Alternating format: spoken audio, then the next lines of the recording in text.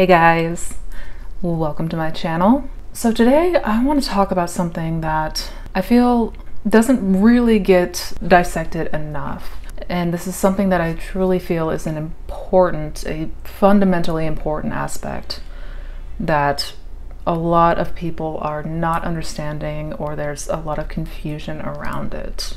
And that really is going into the topic of resistance and why it is that it seems at times we struggle so much when it comes to manifestation and when it comes to the law and when it comes to truly changing that concept of self. So we're going to dive into this today, and I mean deep dive, because again, this is probably one of the most important videos that I've made to date.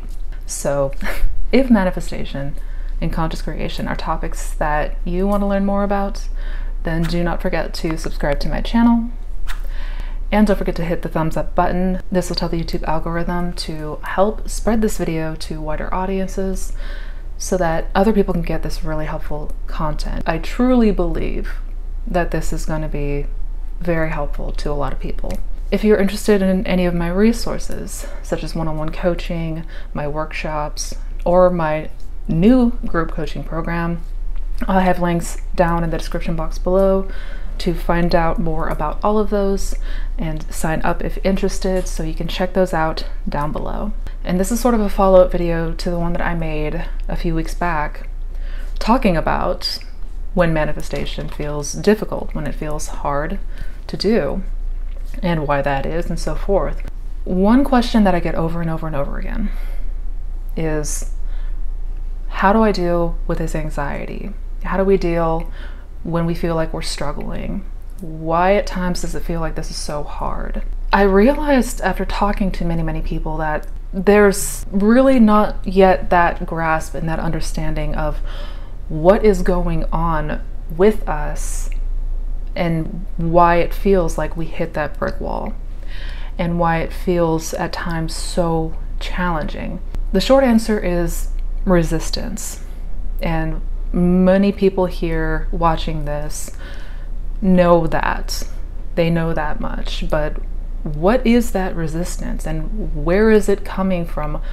Why is this specifically happening the way that it is? And I don't feel like people are truly grasping this, so I'm going to do my best to break it down.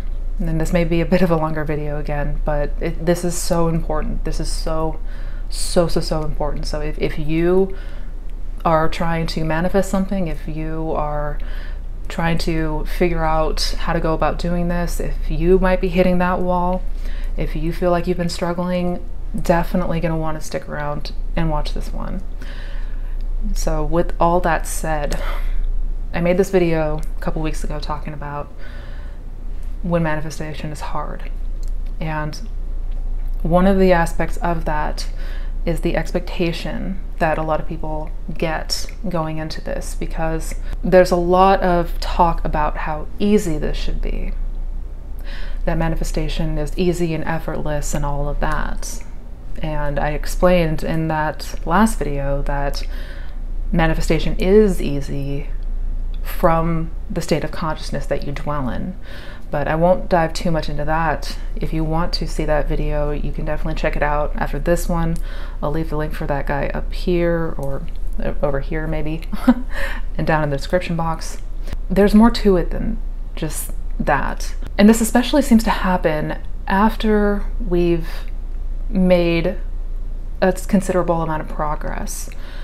And so for example, if it feels like you're finally getting into the groove of things, if it feels like you're finally starting to feel better, if you're noticing that you've moved into that state of the wish fulfilled and you're feeling really good, but a couple days go by and something happens. We don't always know where to pinpoint it, but maybe we wake up one day and we just feel like garbage. You know, maybe we wake up one day and the anxiety is back full force, you know, and we're feeling frustrated and we're feeling sad and we've got all of the emotions. And then maybe things start showing up in the 3D that are undesired or not ideal. And it just seems to all be like piling on at once. and which will of course leave us in the biggest headspin, because why is it that we were feeling so good and it seemed like we were finally making this breakthrough here, and then it just completely went to hell for no apparent reason? That's what I want to talk about today. That's what I want to touch on today. And this is actually an incredibly common circumstance. This is incredibly common to have this happen. And I want to say that right out the gate, because this can be very alarming for people, especially if they're new to the law. They don't understand why this is happening. You know, one minute they were feeling great, they were feeling fine. The next minute, it seems like everything just came crashing down. And it's hard to get back into that state when you feel like everyone's just telling you, oh, it's just in your head, you're fine, get back up, just keep going. Well, easier said than done. This is very, very common, and there's actually names for this. There's actually a lot of names for this. For example, in Buddhism, this is referred to as the backlash of the departing ego, or ego backlash for short. And it is exactly how it sounds. An ego backlash is that fight that we seem to have with ourself, that internal battle, so to speak.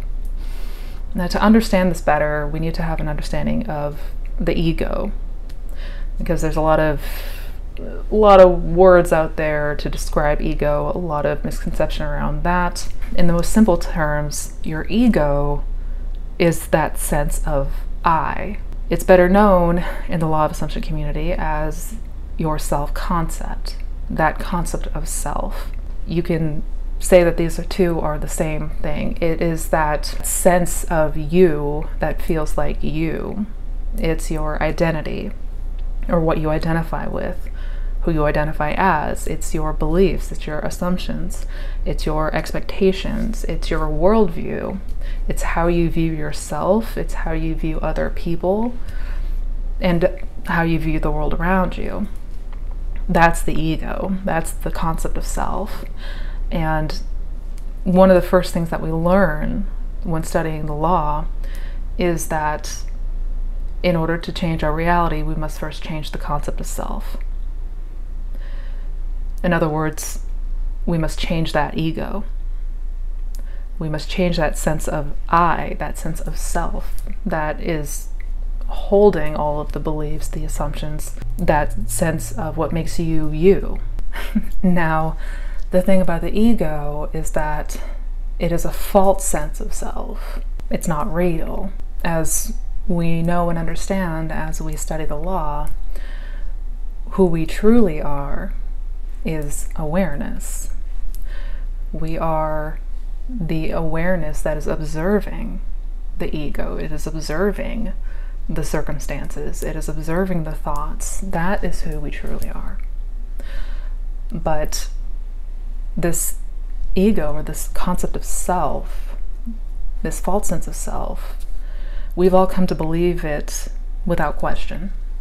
It truly does feel very real to us. Like, this feels like who I am. The way that I like to look at it is our true self is the I am, and the ego is everything that comes after that. So when you say, I am smart, I am stupid, I am pretty, I am ugly, I am unwanted, I am confident, those descriptors after the I am, all of that is ego. Okay, so essentially we have this false sense of self. We have this ego. And what the ego's job is, above all else, is to protect us. And by us, I mean its job is to protect that sense of self. It is protecting that identity. So its biggest job is to keep that I in one piece and shield it from harm. And by harm, I mean anything that challenges that sense of self and those beliefs and those assumptions. And it's important to know that the ego has a lot of negative connotation around it. There's a lot of flack that the ego gets. And it's not a bad thing. I mean, we all have this ego. And in a lot of ways, we need it in order to function in this human experience. It's what creates the idea or that sense that we are uniquely us. So we need that ego. It's not in and of itself a bad thing, but you can think of it like this well-regulated and intricate machine. The ego is like this machine that has all these moving parts, all these ideas built up from the memories, the experiences that you've had, all of the things that have happened to you, all of the, what you've been taught, what you've learned, all of that. So it's managing all of these aspects, and it's keeping a sort of homeostasis.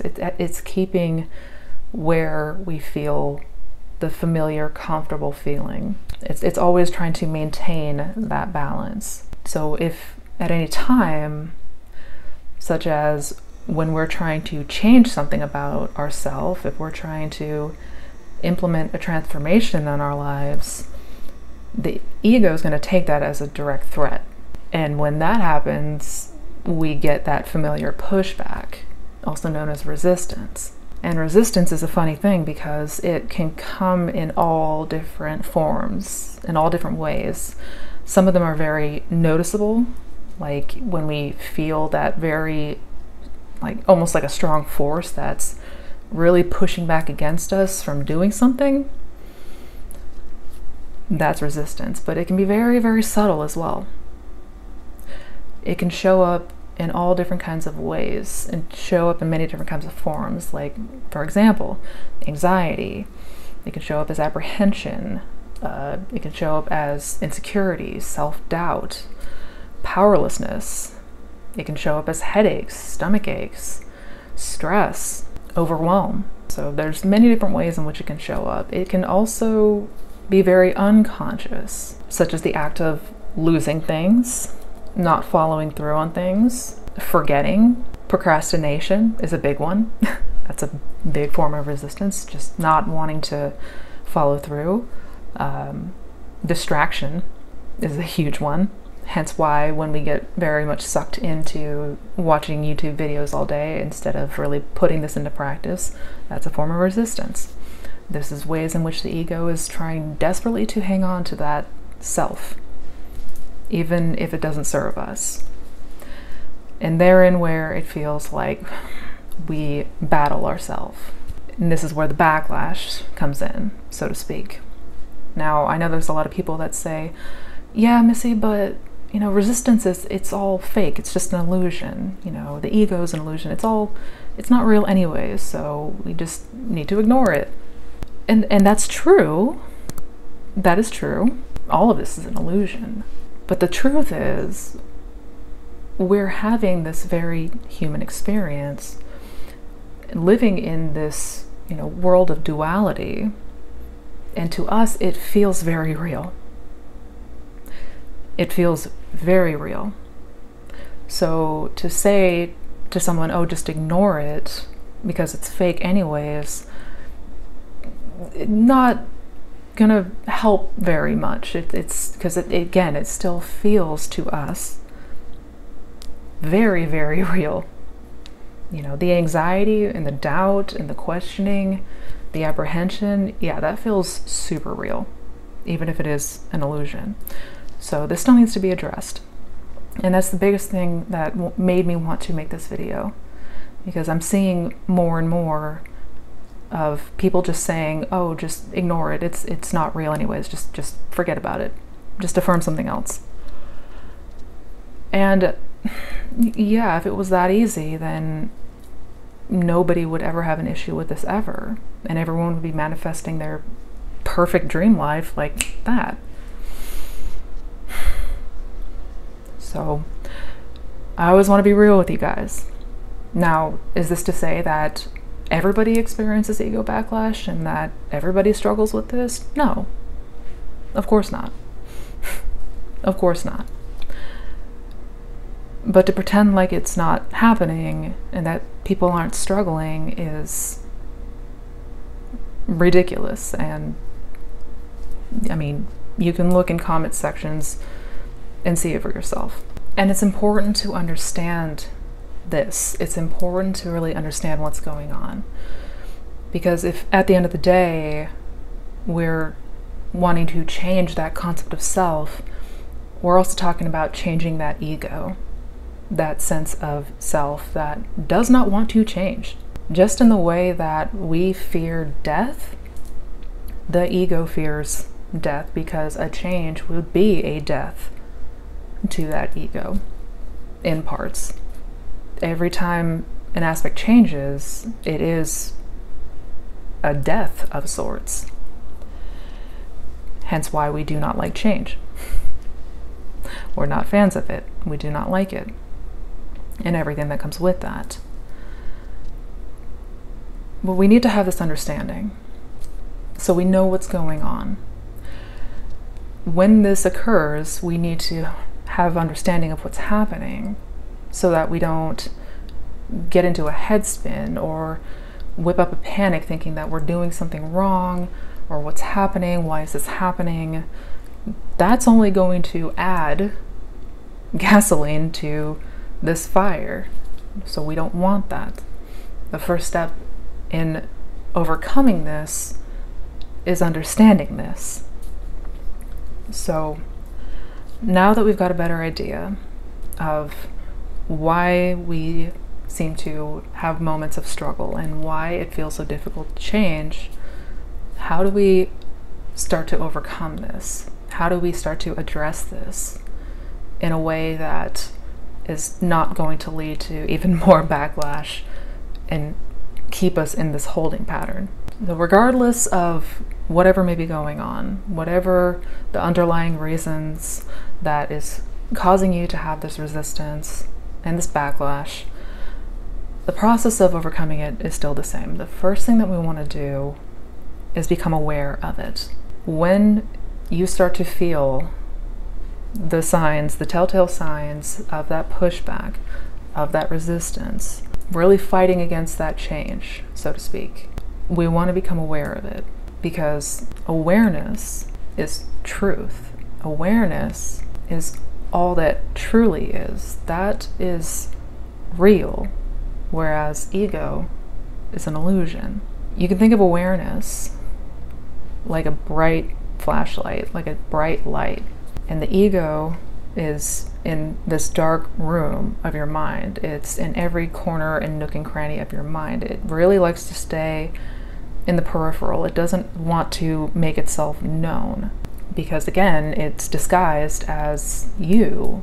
It's disguised as me. It's that sense of identity of who we think we are that we've just accepted without question. So you can think of this like the ego is hanging out in the nooks and crannies and dark corners of the mind. It's whispering things, it's whispering ideas, suggestions. This is how you react, this is how you do this is the thoughts you're gonna, like all these things. Well, awareness is like that flashlight. You're shining the light of awareness into the corners of your mind so that it has nowhere to hide. You start to see it for what it is. When you start feeling that form of resistance start to press up against you and you're starting to feel those telltale signs of pushback, you can see it. You can say, oh, there it is. That's what's going on. Okay. Okay. I see you. Got it. The next thing that we want to do in navigating these backlashes is to observe what this resistance and what the ego is trying to tell us. What is happening in that the ego is fighting you? Why is it fighting you? Because at the root of that is a belief. It's a story. And we're not always conscious of it. In fact, most of the time we're very unconscious of it. So we want to ask questions about this. What is this resistance trying to tell us? Is it revealing some kind of history about us? Is it trying to illuminate our beliefs about the world and how this works?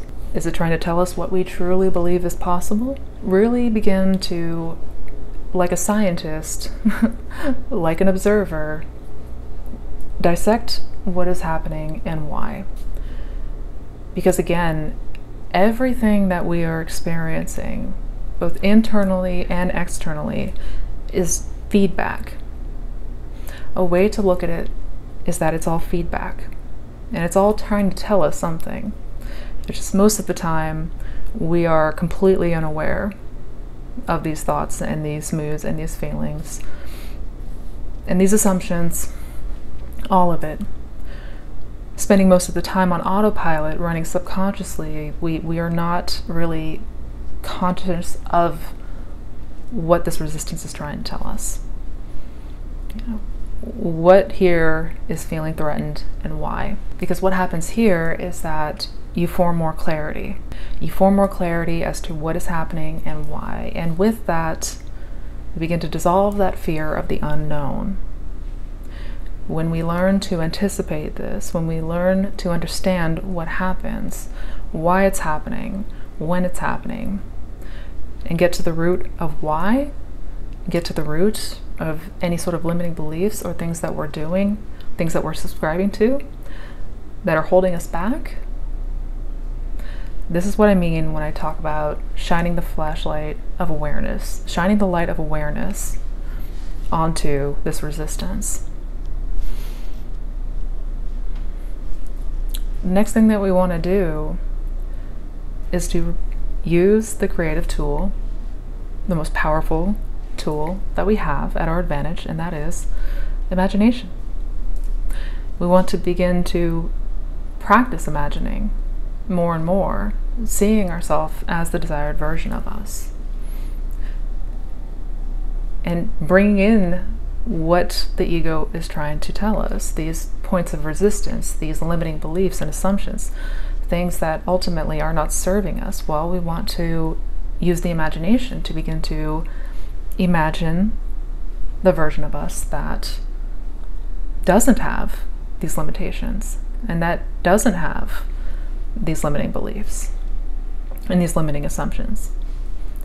So for example, if you feel like one of the core beliefs that you carry is that you feel you're not good enough, you feel like you're not ever seen, it feels like you're second best, it feels like unworthiness, maybe you've been abandoned, maybe there's abandonment in there, maybe there's feelings of rejection, and all of these things have become part of your identity subconsciously.